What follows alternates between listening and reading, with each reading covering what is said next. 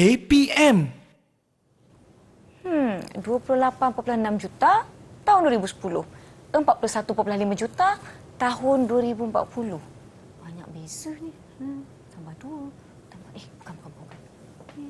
Hai Nisa, tengok apa tu? Cikgu, saya sebenarnya tengah tengok ni cikgu. Unjuran penduduk Malaysia dari tahun 2010 nak pergi ke tahun 2040. Banyak beza cikgu. Agak-agak cikgu kan boleh capai ke 41.5 juta penduduk di Malaysia tahun 2040 nanti? Okey, untuk tahu sama ada kita dapat capai atau tidak, pada 2040, 41.5 juta ni, kita kena gunakan pemodelan matematik Nisa. Guna apa cikgu? Pemodelan matematik. Pemodelan matematik? Ya. Apa tu?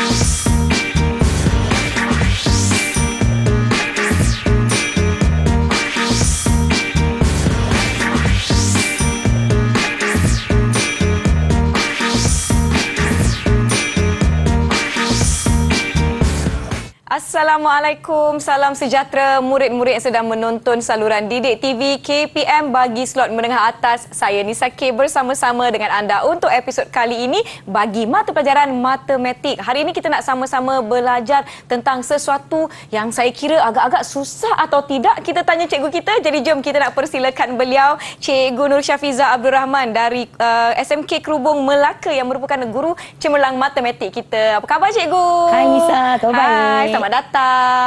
Saya tak sabarlah nak belajar hari ini. Cikgu dengar-dengar kata topik ini susah. Alamak, takutnya. Jangan risau Nisa, nanti kita dah belajar, dia akan jadi senang. Baiklah, hari ini murid-murid kita juga dibantu oleh juru bahasa isyarat, iaitu Cikgu Muhammad Bukhari Cik Hassan yang merupakan guru bahasa isyarat dari Sekolah Kebangsaan Pendidikan Khas Selangor Shah Alam Selangor. Sehari ini kan cikgu, saya kira saya tidak bersorangan. Saya mungkin memerlukan sedikit bantuan. Cikgu ada bawa sesiapa tak dengan kita hari ini? Ada. Baiklah, bersama-sama dengan kita pada hari ini ialah 4 orang murid yang ayu jelita dari SMK Kerubung Melaka. Hai. Baiklah, saya perkenalkan satu persatu. Yang pertama kita ada Nabila Hazira binti Jamaluddin. Hai Nabila Hazira. Kedua kita ada Nur Arina Umaira binti Yahya. Aina Umaira, selamat datang. Ketiga kita ada Nur Aina Batrisha binti Nur Azmizan. Hai Aina Batrisha. Dan akhir sekali kita ada Fatin Nur Amalia binti Budiman Jawari. Hai Fatin Nur Amalia, terima kasih kerana bersama-sama dengan kami hari ini. Saya kira murid-murid semua dah bersedia. Tapi cikgu, apa tajuk kita hari ini? Boleh ke selesaikan masalah yang saya fikirkan tadi cikgu? Okey, baiklah. Topik kita pada hari ini murid-murid ialah pemodelan matematik. Baik. Matematik menengah atas tingkatan 5. Baiklah, kita teruskan. Apakah sebenarnya pemodelan matematik? Okey. Dunia kita sebenarnya dipenuhi dengan pelbagai soalan yang penting yang tidak terjawab. Misalnya, adakah kenaikan paras laut akan memberi kesan kepada negeri-negeri pesisir pantai di Malaysia? Berapa kos perbelanjaan untuk belajar di kolej atau universiti dalam tempoh 10 tahun akan datang? Baik. Dan adakah jumlah penduduk di Malaysia akan melebihi 40 juta orang? Baiklah, untuk soalan-soalan ni, jawapan kepada soalan ini semua akan sentiasa dikaji oleh penyelidik. Jawapan sama ada boleh terjawab atau tidak, mungkin. Tetapi mereka akan sentiasa mencuba untuk mencari penyelesaian melalui penggunaan matematik. Sama ada mereka akan mencipta sesuatu melalui penciptaan, melalui aplikasi ataupun melalui model matematik. Baik. Jadi, sebenarnya Nisa dan murid-murid yang berada di rumah, apa itu model matematik? Ia ialah satu perwakilan bagi satu sistem atau senario yang digunakan untuk memperoleh kefahaman secara kualitatif dan atau kuantitatif bagi masalah dunia sebenar serta meramal perlakuan masa depan. Jadi kalau kita nak ringkaskan, dia sebenarnya ialah hubungan matematik yang menghuraikan masalah dunia yang sebenar. Baik. Okey, baiklah. Jika kita lihat, apa pula pemodelan matematik? Baiklah, pemodelan matematik ini sebenarnya ialah proses untuk membuat model matematik, proses untuk membina model matematik itu sendiri. Melalui apa? Melalui masalah dunia sebenar. Macam tadi kan Nisa, kita ada masalah sama ada capai atau tidak 41.5 juta dalam tahun 2040, betul? Masalah itu sebenarnya kita akan terjemahkan sebagai satu masalah matematik, kemudian kita akan selesaikan masalah matematik tersebut dan akhirnya kita akan tafsir penyelesaian matematik dalam konteks masalah dunia sebenar. Itulah sebenarnya pemodelan matematik. Oh, barulah kita faham maksud dan konsep pemodelan matematik tu. Tak sabarlah nak guna macam mana untuk menyelesaikan persoalan saya sebentar tadi. Tapi kita nak tanya murid-murid kita hari ini, adakah anda faham? Kalau faham maksud dan konsep pemodelan matematik ni, beri 2 thumbs up. Yeay! Nampaknya murid-murid kita faham. Mereka pun nampak macam saya faham, saya bersemangat. Murid-murid di rumah diharapkan begitu juga. Kita akan rehat seketika, jangan ke mana-mana. Kembali selepas ini ke slot menengah atas di saluran Didik TV KPM.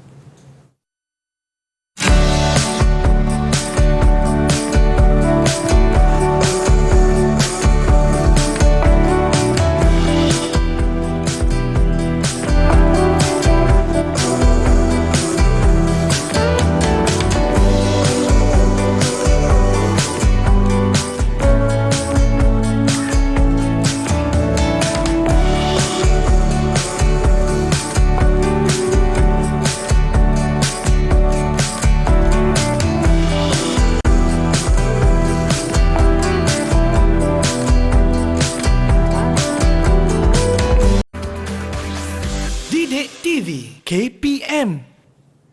Murid-murid, anda sedang menonton slot menengah atas di saluran Didik TV KPM bagi mata pelajaran matematik, dan topik kita bersama Cikgu Nur Syafizah hari ini ialah pemodelan matematik. Saya pasti murid-murid nak tahu, Cikgu, apa komponen-komponen yang terdapat dalam pemodelan matematik ni, Cikgu? Silakan. Okey, baiklah. Terima kasih, Nisa.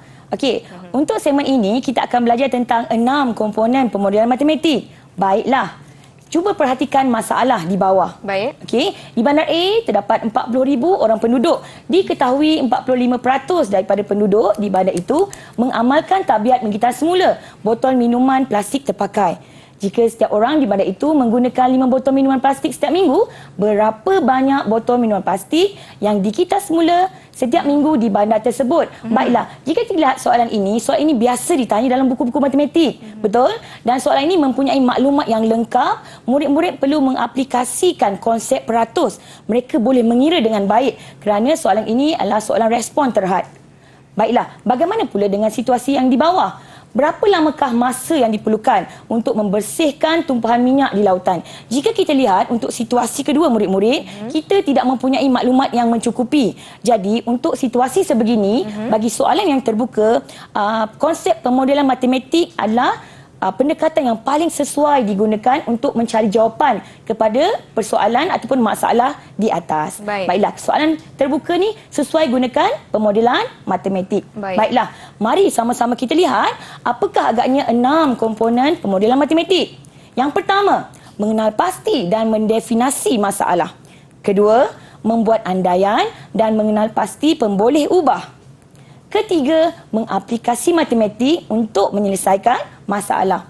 Keempat, menentusahkan dan mentafsir penyelesaian dalam konteks masalah berkenaan. Kelima, memunikan model matematik. Dan yang terakhir, melaporkan dapatan. Baiklah, keenam-enam komponen ini sebenarnya boleh saya ringkaskan dengan gambar rajah yang berikut. Maksudnya, jika kita mempunyai masalah dunia sebenar, pertama kita perlu mengenal pasti dan mendefinisi masalah. Kedua, kita perlu membuat andaian dan mengenal pasti pemboleh ubah. Ketiga, kita mengaplikasi matematik untuk menyelesaikan masalah. Seterusnya, kita menentusah dan mentafsir penyelesaian dalam konteks masalah tersebut. Jika kita ingin melakukan pengubahsuaian kepada model ataupun kita ingin melakukan penambahan kepada andaian kita, kita boleh melakukan pemunian dan mengulang semula step 1, 2 dan 3. Dan akhir sekali, kita perlu melaporkan kita punya dapatan. Baiklah murid-murid, mari kita lihat di manakah letaknya keenam-enam komponen pemodelan matematik ini dalam masalah dunia sebenar. Melalui contoh ini, murid-murid akan lebih faham di mana agaknya kedudukan keenam-enam komponen ini. Mari kita baca sama-sama. Pasaraya yang terletak jauh dari rumah anda mungkin menjual sekampik beras 10 kg dengan harga yang lebih rendah daripada pasaraya berdekatan dengan rumah anda. Adakah berbaloi jika anda memandu ke pasaraya yang terletak lebih jauh dari rumah anda untuk membeli 2 kampik beras 10 kg yang lebih murah? Isu dia ialah nak beli beras Pasaraya dekat mahal, pasaraya yang jauh adalah murah. Jadi berbaloi tak nak beli dekat tempat yang jauh tetapi murah. Mari sama-sama kita lihat. Pertama, kita perlu mengenal pasti dan mendefinisikan masalah. Baik. Okey, dalam isu ini, kita punya masalah ialah harga sekapit beras 10 kilo dan juga kos petrol. Kedua, tentukan kedudukan dua pasaraya yang jaraknya masing-masing dari rumah adalah berbeza. Maksudnya kena tahu daripada rumah ke pasaraya A berapa jauh, Ya. daripada rumah ke pasaraya B berapa jauh dan kita perlu tahu beza jarak antara mereka. Seterusnya, murid-murid juga perlu mencari maklumat yang berkaitan dari internet. Contohnya, harga sekapit beras 10 kg di dua pasaraya yang berkenaan. Jarak setiap pasaraya dari rumah, harga petrol semasa, kadar penggunaan petrol kereta dan sebagainya. Okey, semua benda ni kita perlu cari maklumat untuk komponen yang pertama. Seterusnya, kita perlu membuat andaian. Maksudnya ialah apa andaian yang boleh kita buat? Ya. Contohnya ialah kita membuat andaian bahawa rumah pasaraya A dan pasaraya B berada pada satu garis lurus. Kedua, memandu kereta semasa ke pasaraya. Kita tak naik basikal, Ya. tak naik motor, tak naik lori, naik kereta. Okey, membeli N kampit beras dan cap beras yang sama di pasaraya A dan pasaraya B. Maksudnya, kalau beli 2 kampit beras di pasaraya A, kita juga perlu membeli 2 kampit beras di pasaraya B. Baik. Dan kita perlu membeli jenama yang sama. Baru kita boleh buat perbandingan, ya Nisa? Okey, baiklah. Seterusnya, kita ingin mengenal pasti pemboleh ubah. Jika kita lihat di sini, kita ada membuat andaian. Okey, andaian itu adalah berkaitan dengan beras, kampit beras dan juga kos petrol kita. Baik. Baiklah, untuk beras, agaknya apa pemboleh ubah yang boleh murid-murid kita ini keluarkan? Siapa nak cuba untuk keluarkan pemboleh ubah? Siapa nak cuba boleh angkat tangan. Kita lihat Arina nak cuba. Silakan. Sila Arina.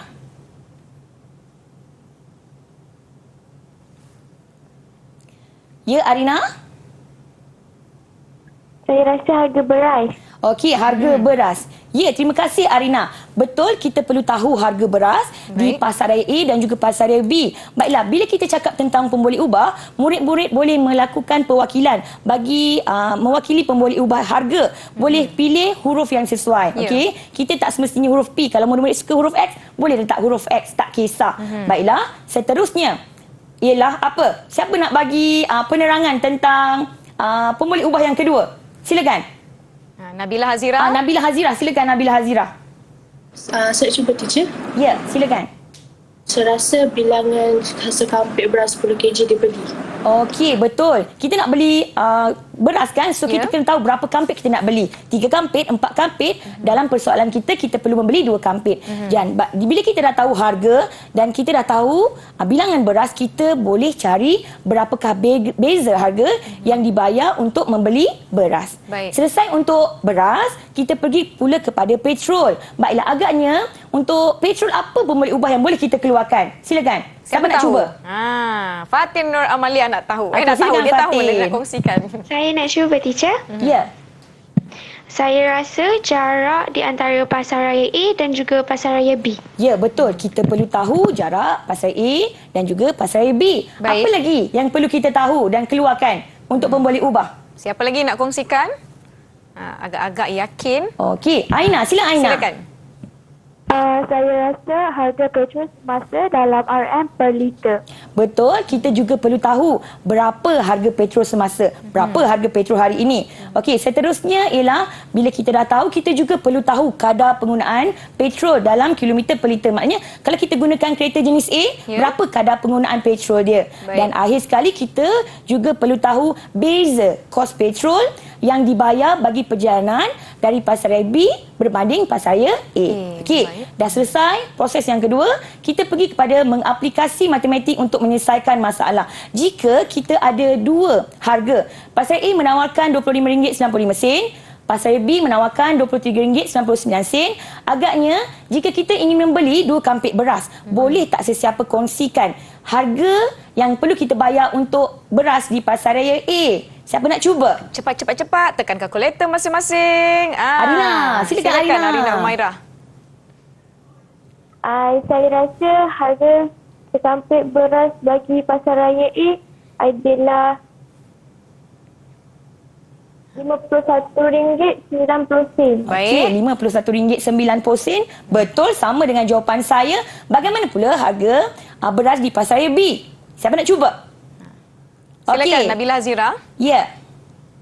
Pasaraya B saya rasa berharga RM47.98. RM47.98 sebab beli 2 kampit kan. Ya. Harga beras darab dengan 2 kampit. Baiklah. Bila kita dah tahu harga beras ini, kita boleh mencari perbezaan harganya, betul?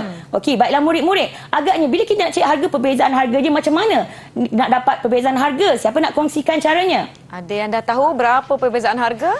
Okey, Fadli Saya dan Amalia. nak Silakan. Okey. Saya dapat harga RM3.92. RM3.92. Ya, macam mana dia dapat? Tolakkan beza harga antara kedua-dua pasaraya, darabkan dengan 2 ataupun kita tolakkan tadi harga daripada kiraan daripada Arina, kita tolakkan dengan harga kiraan daripada Nabila. Baik. Jadi RM3.92 tu sebenarnya melambangkan apa? Melambangkan penjimatan kita. Maksudnya kalau kita beli dekat Pasaraya B, kita dapat jimat sebanyak RM3.92. Baiklah, Baik. seterusnya untuk petrol pula. Kita tadi menganggap bahawa katakanlah jarak antara Pasaraya A ke Pasaraya B ialah 6 km. Baiklah, kita tahu bahawa kadar penggunaan petrol ialah 17.6 km seliter.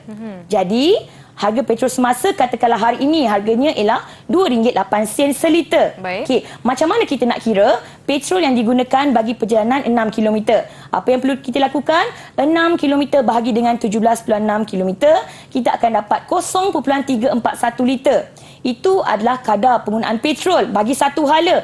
Bagaimana jika kita nak pergi dan balik? Maksudnya perjalanan kita adalah 12 km. Ya. Jadi, kita darabkan penggunaan petrol, kita darabkan dengan 2 sebab 2 hala dan kita darabkan dengan harga petrol semasa, kita akan dapat kos penggunaan petrol ialah RM1.42. Ini bermakna ini merupakan wang yang perlu kita keluarkan perbelanjaan untuk ke Pasaraya B yang lebih jauh tadi. Baiklah, di sini wang yang dapat dijimatkan apabila membeli 2 kampit beras 10 kg di Pasaraya B. Tadi RM3.92 Ya. kita dapat jimatkan. Betul. Manakala RM1.42 kita perlu keluarkan duit untuk membeli petrol, betul? Betul. Jadi sebenarnya berapa penjimatan sebenar kita? Siapa boleh bantu teacher untuk kira? Siapa dah ada jawapannya? Aina Batrisha, silakan. Mikrofonnya tak dibuka, sayang. Okey, dah dengar ada suaranya. Okey. Perkhidmatan sebenar kita ialah RM2.50. Ya, RM2. penjimatan sebenar kita adalah RM2.50. Maknanya yang kita jimatkan tadi kita tolakkan dengan kos yang perlu kita keluarkan untuk petrol. Baiklah, step seterusnya ialah menentukan dan mentafsir penyelesaian dalam konteks masalah berkenaan. Kita ada pemboleh ubah kita berkaitan dengan harga beras dan ini merupakan penjimatan kita iaitu RM3.92. Manakala ini adalah merupakan pemboleh ubah untuk kos petrol dan ini merupakan kos yang perlu kita keluarkan iaitu RM1.42 untuk Baik. kos petrol. Baiklah, di sini murid-murid, apa yang perlu kita lakukan ialah kita perlu tahu bahawa yang warna biru tu adalah kos yang kita jimatkan. Manakala yang warna merah itu adalah kos yang perlu kita keluarkan. Bermaksud, jika kita ingin membeli di Pasaraya B, kita perlu memastikan bahawa kita jimat lebih banyak berbanding kos petrol yang kita gunakan. Bermakna nilai D iaitu yang warna biru mestilah lebih besar daripada kos petrol kita. Barulah jimat membeli beras di Pasaraya B.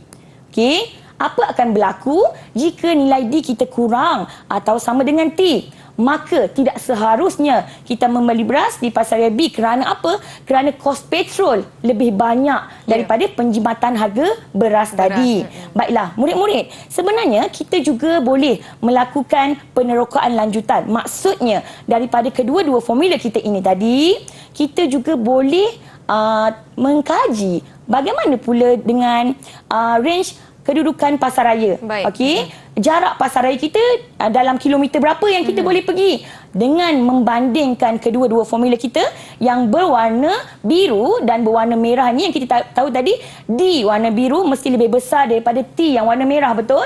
Jadi bila kita buat ketaksamaan, bila kita selesaikan, kita dapati bahawa nilai S iaitu jarak ke Pasaraya B Okey, beza jarak daripada pasaran A ke pasaran B mesti kurang daripada 16.6 kilometer. Maksudnya ialah apa? Okey, jika jarak di antara pasaran A dan B kurang daripada 16.6 km, maka wajar memandu ke pasaran B untuk membeli 2 kampik beras. Baik. Agaknya kan Nisa? Ya. Okey, kalau jarak dia 18 km, Nisa nak pergi tak kat pasaran B? Kalau saya, cikgu, tak berbaloi nak pergi sebab jaraknya dah lebih 16.6 km, cikgu. Betul. Tepat sekali Nisa. Bijak, 2 bintang untuk Nisa. Terima kasih. Baiklah. Untuk penerokaan seterusnya murid-murid. Okey, kita nak tahu pula bagaimana pula dengan julat harga sekampik beras di pasaran B. Harga sampai mana yang kita nak pergi beli kat sana? Okey, kita juga perlu membandingkan formula yang pertama yang berwarna biru D, iaitu beza harga beras mesti lebih besar daripada beza kos petrol. Okey, dan kita boleh mencari julat harga untuk harga sekampik beras di pasaran B. Apabila kita selesaikan, kita dapati bahawa harga sekampik beras di pasaran B ialah kurang daripada RM25.24. Maksudnya apa murid-murid? Maksudnya ialah jika harga sekampik beras 10 kg di pasaran B kurang daripada RM25.24, perjalanan ke pasaran B untuk membeli beras adalah berbaloi. Maksudnya, kalaulah kata harga dia RM28, Ya. saya nak tanya kat murid-murid saya, kita nak pergi beli ataupun tidak di pasaran B? Siapa nak agak-agaknya. respon? Kalau harga beras RM28. Silakan Arina. Sebab harga dia lebih kurang daripada RM25.24. Kalau RM28 maksudnya harga dia kita tak payah beli kat sana. Kerana apa? Harga dia lebih daripada RM25.24. Baik. Nanti kita tak dapat melakukan penjimatan. Baiklah. Okey, kita juga perlu melakukan refleksi murid-murid. Kita boleh tanya dekat diri kita, okey, adakah andaian kita relevan dan boleh dipertahankan? Baik. Okey, adakah model ini mengikut andaian yang dibuat? Adakah terdapat andaian yang lain yang perlu dibuat? Bagaimana jika andaian kita tidak betul?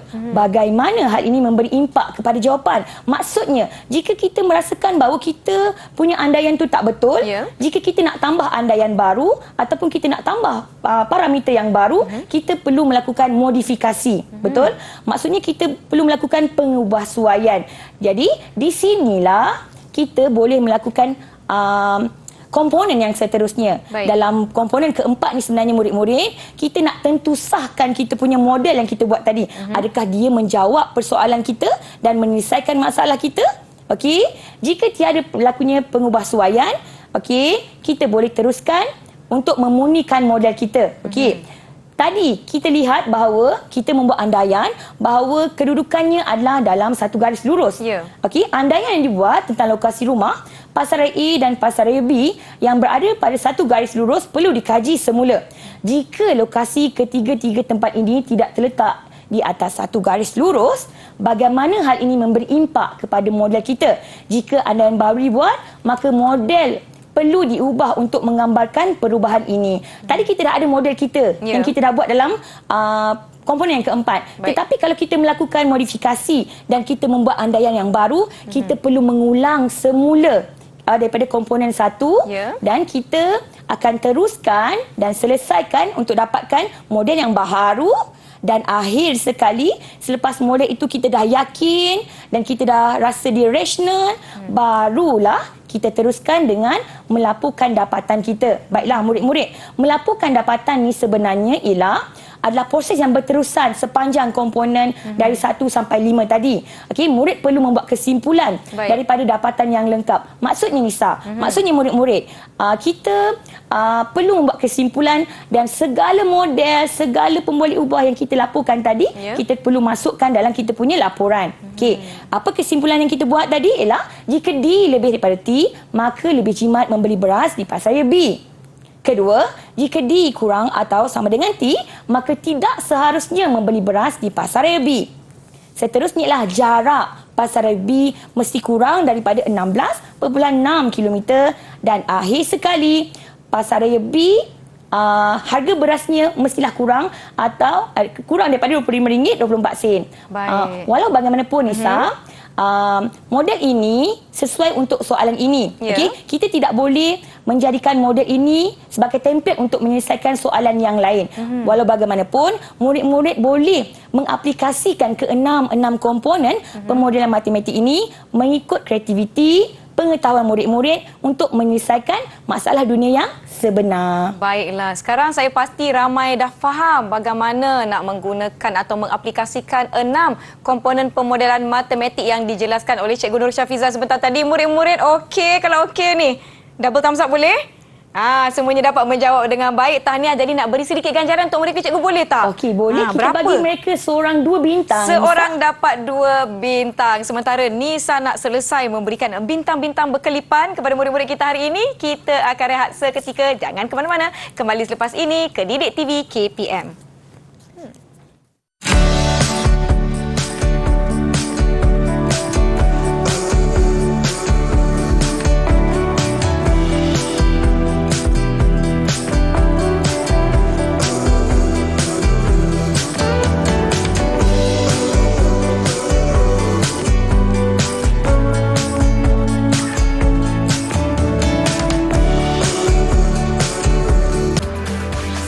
Didik TV KPM.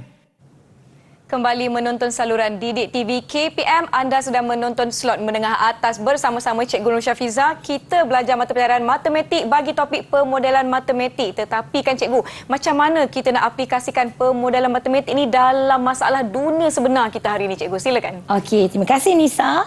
Baiklah murid-murid, kita akan belajar tentang pemodelan matematik dalam masalah dunia sebenar.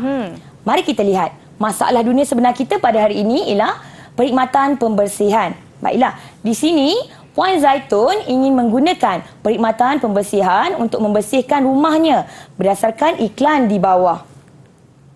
Okey, pertama, perkhidmatan pembersihan Bob. RM10 setiap lawatan ke rumah, tambahan RM20 sejam.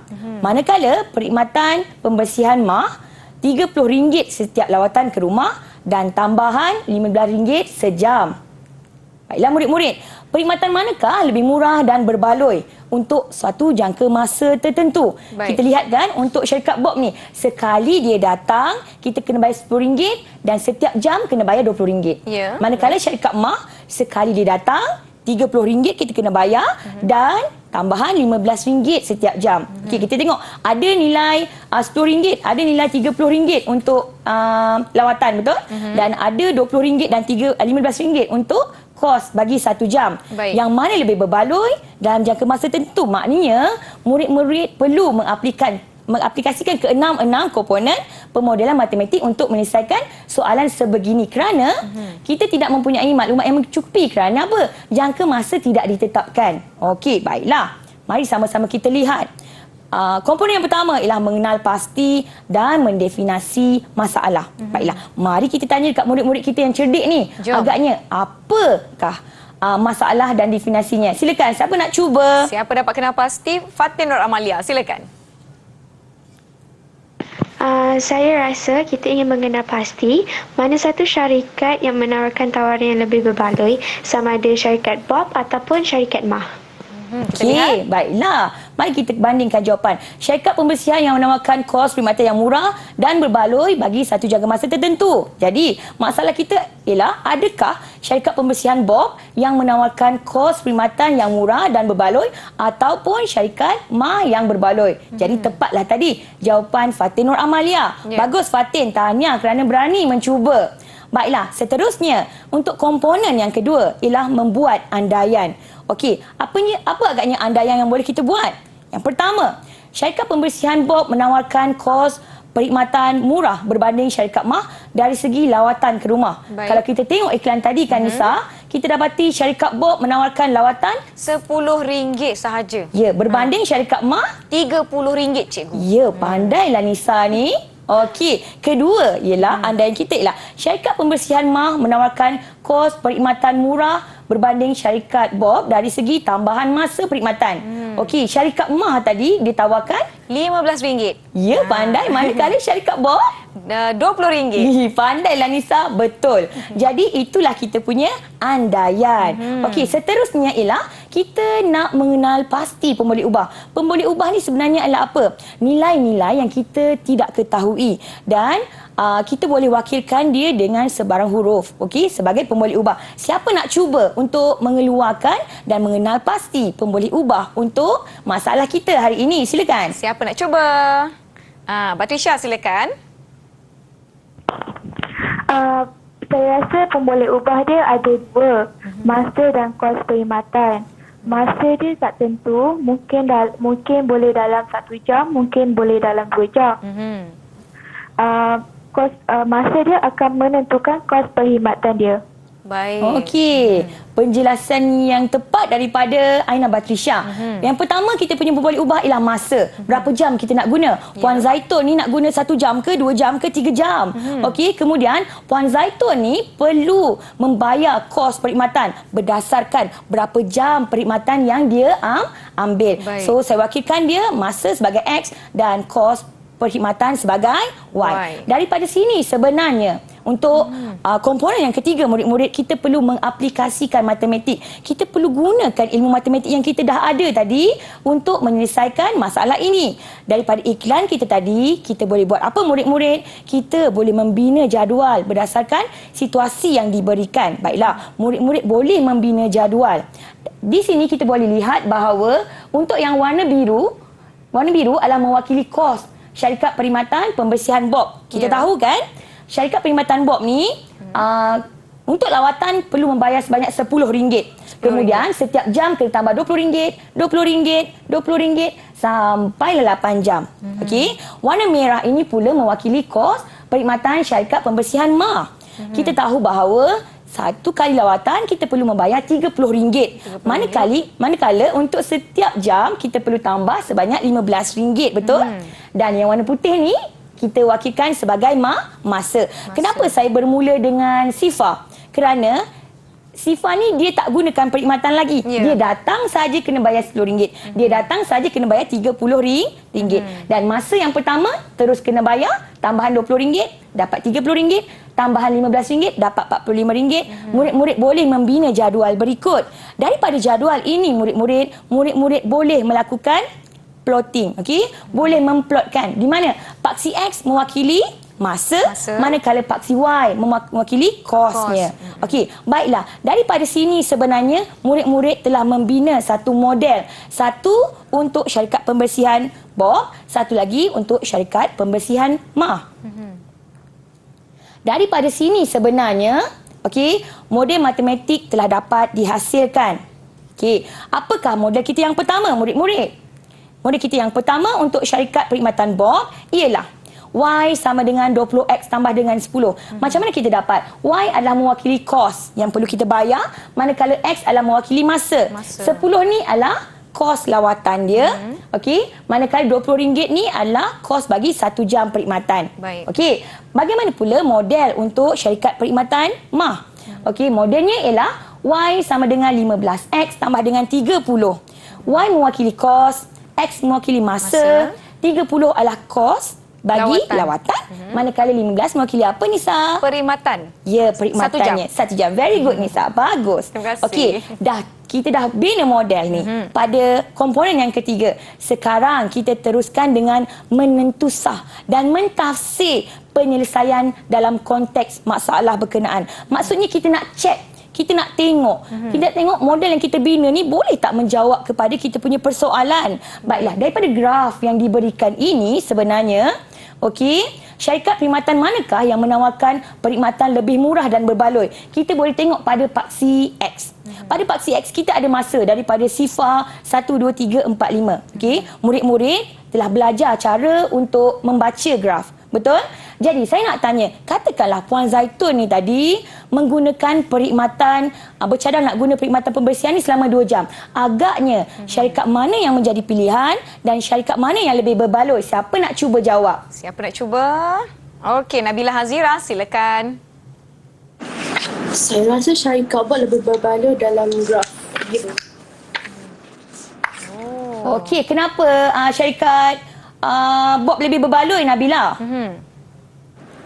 Kerana harga dia lebih berbaloi berbanding dengan graf merah. Okey.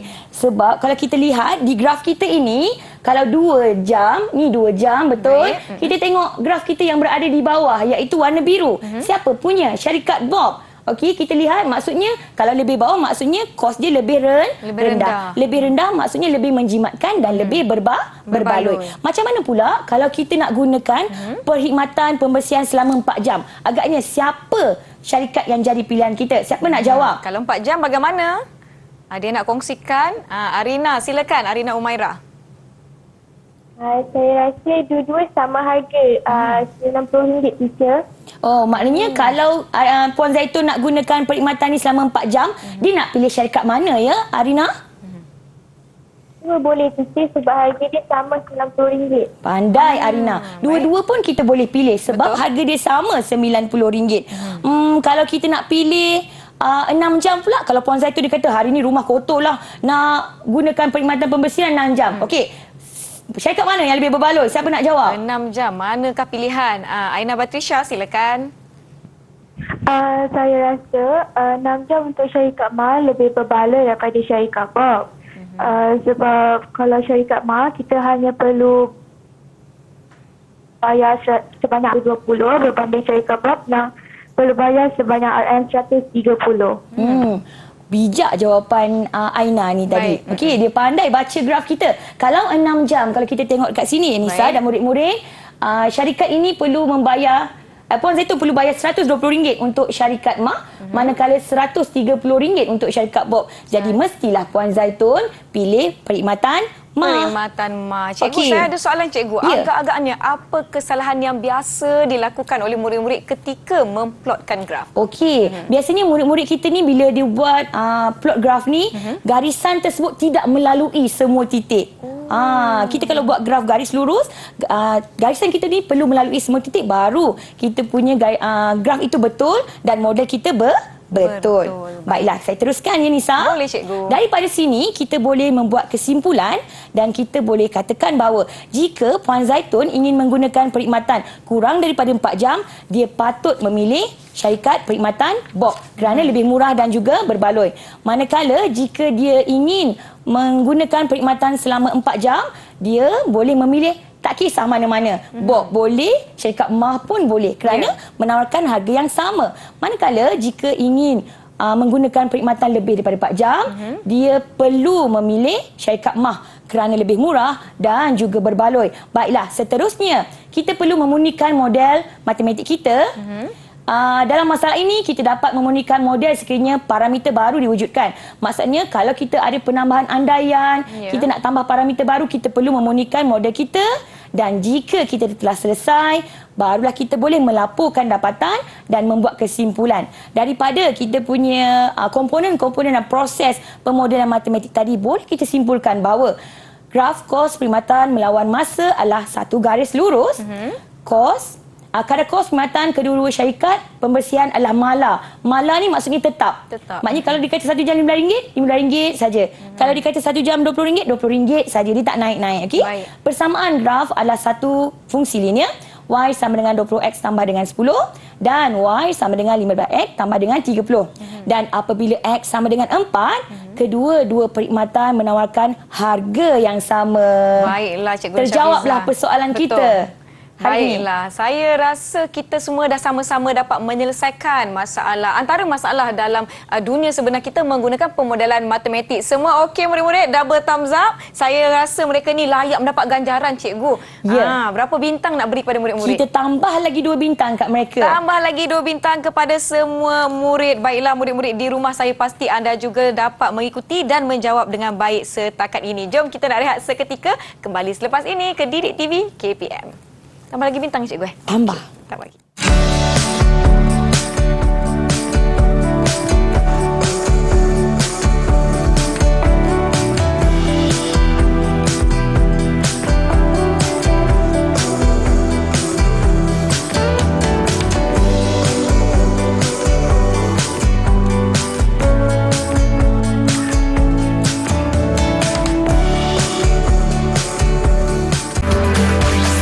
Didik TV KPM.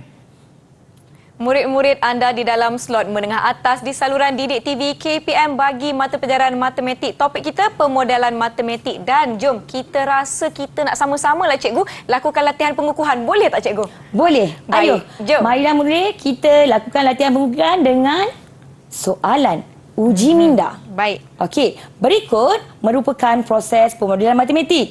Nyatakan apakah R. Adakah A. Mensusahkan dan mentafsir penyelesaian dalam konteks masalah berkenaan. B. Membuat andaian dan mengenal pasti pemboleh ubah. C. Mengaplikasi matematik untuk menyelesaikan masalah. Ataupun D. Mengenal pasti dan mendefinisi masalah. Jika telah bersedia, angkat jawapan anda. Angkat jawapan anda. Kalau anda rasa-rasa tahu apa itu R ya cikgu? Ya, apakah R? Murid-murid di rumah boleh jawab bersama-sama dengan kita. Oh, ada yang berjerit A, ada berjerit B, ada berjerit C. Macam mana ni? Kita lihat cikgu jawapan mereka. Okey, semua jawab C. Okey, boleh tak sesiapa jelaskan kenapa pilih jawapan C? Siapa nak cuba? Siapa nak cuba? Arina Umaira. Cuba, teacher. Silakan. Okey, silakan. Teacher, saya yakin dengan jawapan dia adalah C. Sebab R proses Proses. iaitu mengaplikasikan matematik untuk menyelesaikan Oh, dia kata dia jawab C sebab dia kata itu proses ketiga. Mengaplikasi matematik untuk menyelesaikan masalah. Baik, mari sama-sama kita saksikan apakah semak. jawapannya. Jawapannya ialah ceng. Betul. C. Okey, betul. Semuanya betul, Nisa. Semua betul, jadi dapat ganjaran tak cikgu? Dapat 1 bintang seorang. 1 bintang Kita seorang. teruskan dengan soalan uji minda yang kedua. Nyatakan. Okey, apakah S? S pula dia tanya. Agak-agak apakah S? Tadi dah Murid-murid R, di kita nak rumah tahu S juga pula. boleh cuba menjawab ya. Baik. Fikirkan, ingat balik. Kita dah belajar setakat ini bagi tajuk pemodelan matematik. Kalau dah bersedia, murid-murid boleh angkat jawapan. Dia ingat tak lagi 6 komponen tadi kan Nisa? Okay, kalau dah, boleh angkat jawapan anda? Jom. Kak Nisa pun nak semaklah jawapan Kak Nisa betul tak? Sama ke tidak? Okey, D, semua jawab D cikgu. Okey, semua jawab D. Siapa yang nak beri penjelasan kenapa jawab D? Silakan Nabila Hazira. Saya lock jawapan dia D, teacher. Amboi, dia lock jawapan dia D. kunci. Dah hafal. Amboi, action. Betul. D, kenapa D? Sebab dia menentusahkan dan mentafsir penyelesaian masalah dalam konteks. Dia kata dia dah hafal lah Nisa. Wah, Okey, kita semak mari boleh kita cikgu? semak. Kita semak ya. Betul ke jawapannya hafal ni? ialah D. Ya, betul. Yang lain pun dapat jawapan yang betul. Tepat sekali. Baiklah, kita teruskan dengan soalan yang lebih mencabar. Uji minda 3. Apakah yang anda faham tentang pemodelan matematik? Ini macam mana nak menjawabnya ni? Kena kira-kira Wah, ke? Fatin. Fatin lajunya angkat tangan. Silakan Fatin Amalia. Silakan. Saya cuba teacher. Ya. Apa yang saya faham tentang pemodelan matematik ni, pemodelan matematik ni ialah satu proses untuk membina model matematik daripada masalah dunia sebenar, kemudian kita terjemahkan sebagai masalah matematik, dan selepas kita selesaikan masalah matematik tu, barulah kita transfer dia kepada konteks masalah dunia sebenar. Betul? Macam mana cikgu? Betul, tepat sekali. Kita ada masalah dunia sebenar. Okey, kita kena tafsir dia sebagai masalah matematik. Kita selesaikan, kemudian kita tafsir di dalam konteks masalah sebenar. Baik. Betul, tepat sekali. Ada ke yang nak bangkang ke jawapan? Ada jawapan yang lain Amalia? ke? Ada jawapan yang lain ke? Silakan. Ana Batrisha. Okey, silakan. Saya nak tambah sikit. Macam Okey. Fatin kata tadi, untuk menjawab proses untuk menjawab soalan pemodelan matematik, kita perlu hafal dan ingat 6 komponen pemodelan matematik. Antaranya ialah mengenal pasti dan mendefinisi masalah, membuat andaian dan mengenal pasti pemboleh ubah. Yang ketiga, mengaplikasi matematik untuk menyelesaikan masalah, menentusahkan dan mentafsir penyelesaian dalam konteks masalah berkenaan, memunikan model matematik dan melaporkan dapatan. Baik. Ya, betul. Ke-6 proses yang disebutkan oleh Aina tadi tepat sekali Nisa. Betul. Baiklah, saya pasti mereka semua begitu memahami apa yang kita telah pelajari sama-sama hari ini. Bagaimana pula daripada Cikgu Nur Syafiza sendiri, rumusan ringkas daripada Cikgu berkenaan topik kita hari ini, pemodelan matematik. Silakan Cikgu. Okey, baiklah. Hari ini kita belajar tentang 6 komponen dalam pemodelan matematik. Murid-murid perlu tahu dan keenam 6 komponen ini adalah perlu dihafal oleh murid-murid dan kita tahu model matematik ataupun pemodelan matematik ni kita akan gunakan untuk menyelesaikan masalah dunia sebenar. Kita perlu tafsir dia, kita perlu anggap dia sebagai satu masalah matematik, kemudian kita perlu selesaikan masalah tersebut dan akhirnya kita perlu tafsirkan untuk kita sesuaikan dengan konteks dunia sebenar. Itulah pemodelan matematik, Nisa. Baiklah, sekarang baru tahu sebenarnya tidak susah. Dah Tak susah. tahu, baru tahu tak susah. Cikgu, bagaimana dengan prestasi keseluruhan murid-murid kita hari ini begitu aktif menjawab soalan yang diberikan? Okey, pada saya hari ini murid-murid saya sangat cemerlang.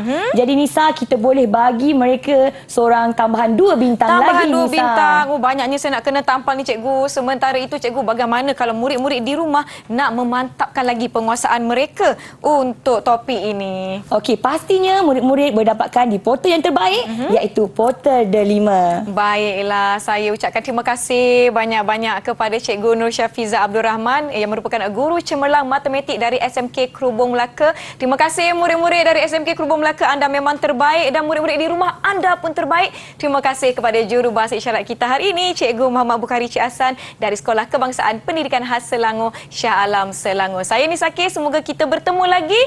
All the best semua. Assalamualaikum. Bye.